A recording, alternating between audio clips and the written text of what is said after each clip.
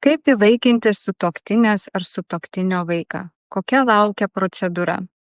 Aš kaip advokatė labiausiai prisimenu vieną tokią bylą, kurioje įvaikinti neįgalią mergaitę norėjo viena šeima ir moteris teismo posėdėje paklausė teisėjos, koks įvaikinimo motyvas, nurodė, kad meiliai nereikia priežasčių.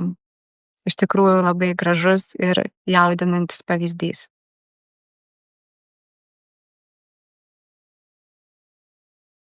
Svarbu žinoti, kad sutuoktinio vaiko įvaikinimo procedūra gali būti sudaryta iš vieno ar dviejų teisminių procesų ir visada bus sudaryta iš vieno institucinio proceso. Vienas ar du teisminiai procesai priklauso nuo to, ar biologiniai vaiko tėvai, šiuo atveju vienas iš tėvų, bus gyvi.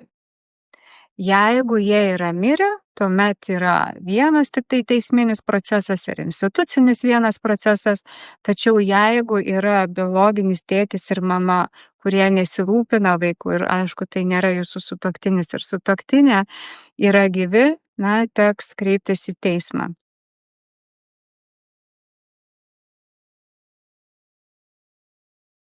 Šiuo atveju yra galimi keli variantai. Vienas variantas yra toks, kad biologinis tėtis ar mama sutinka, kad vaikas būtų įvaikintas, tuomet tiesiog yra paprastesnis procesas, kreipiamasi taip pat į teismą, teismas patvirtina to biologinio tėčio ar mamos sutikimą įvaikinti vaiką.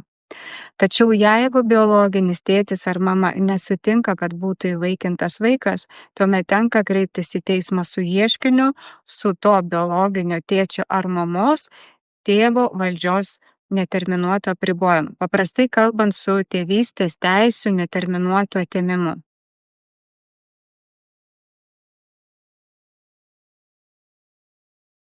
Ir jūs turite tėčio ar mamos sutikimą įvaikinti vaiką, arba teismas, kaip sakoma, atėmė tėvystės teisės, arba, paprastesnis variantas yra teisinė prasme, jeigu yra miręs tas tėtis ir mama, tuomet kreipiatės į valstybės vaiko apsaugos ir įvaikinimo tarnybą ir tuomet jau ten prasideda institucinis procesas.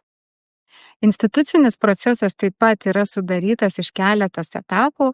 Pirmas etapas, tai jūs pateikėte prašymą, kuriame nurodote tiek savo asmens duomenis, darbovietę nurodote, pateikėte taip pat pažymą apie sveikatos būklę, taip pat reikalingas ir sutuoktinio ar sutuoktinės sutikimas ir vaiko gimimo liudijimas.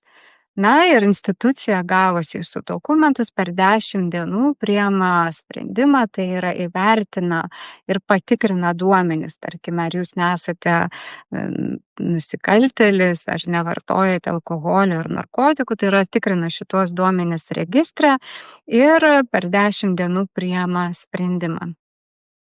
Jeigu tarnybos sprendimas yra teigiamas, procesas juda toliau, reikia praeiti tam tikrus kursus, taip pat institucija vertina toliau, ar jūs esate pasiruošęs įsidukrinti ar įsisūnyti sutuoktinės ar sutuoktinio vaiką ir parengia išvadą.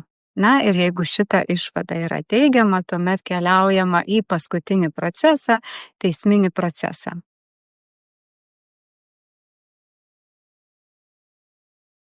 Prastai teisminiai procesai nebūna sudėtingi, tačiau teismas tokio pobūdžio bylose turi iš naujo įsitikinti, ar jūs esate pasirengęs įsivaikinti sutuoktinio, sutuoktinės vaiką, kokios yra jūsų pajamos, ar nesate teistas, ar neturite priklausomybių, koks jūsų motyvas, koks yra ryšys su vaiku, kokia vaiko nuomonė, jeigu jis sugeba išreikšti ir panašiai. Teismo posėdžiai tokiose bylose yra uždari. Teismas, kaip ir minėjau, vertina tiek byloje esančius įrodymus, tiek jūs apklausia, koks jūsų motyvas, kokios jūsų galimybės ir panašiai. Ir jeigu teismas tenkina jūsų prašymą, jis įsiteisėja po 30 dienų. Jei kyla papildomų klausimų dėl įvaikinimo, kviečiu kreiptis į mane, advokatę Julija Viktorija Flis.